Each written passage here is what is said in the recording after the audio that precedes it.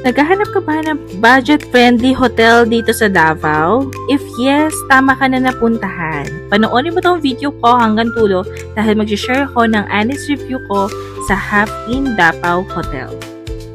First off, the check-in process was super smooth and their staff was truly accommodating and very friendly. Pasok mo pa lang ng hotel, sobrang ganda ng ambience, napaka-fresh at ang bango-bango niya. Now, let's take a look at the room. It's very spacious and clean and ang aesthetic ng design niya and perfect sa couple and single travelers.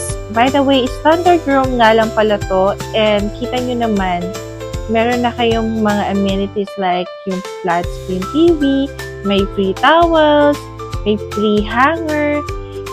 So, hindi ka na mag-worry kung magugusot yung damit mo kasi may mga hanger na dyan. And the best part is itong workstation na to. Meron siyang overlooking view sa labas kaya makakapag-relax ka habang nag-work. Diba? Ang ganda. And meron din siyang safety vault so you can store yung mga important documents nyo or items dyan. Sa bathroom naman, it's well equipped with basic toiletries. Meron niyang hair dryer, mirror, toilet, lababo, sapitan ng clothes, may hot and cold shower, and meron na rin 3-in-1 na shampoo, conditioner, and soap. Pagdabas mo din ng bathroom, makikita mo na itong full body mirror nila. Sa price naman, itong standard room is nag-range lang siya sa price ng 1,200 up to 3,500 depending on the availability and season. So, better to check out their prices directly sa website. Lalagay ko na lang yung link sa comment section. By the way, free nga pala yung wifi dito and meron na rin silang malaking parking lot. So, hindi ka na mag-worry kung meron kang dalang vehicle.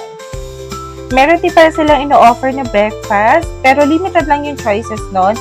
But, tapat lang din nila yung McDonald's. So, pwede na rin kayo dito mag-breakfast kung gusto niyo. Or, you can explore as well dun sa mga nearby and establishment restaurants na malapit dito sa Half in Hotel Davao. And that's it. So, please don't forget to follow me and like this video and comment your thoughts on this. Thank you!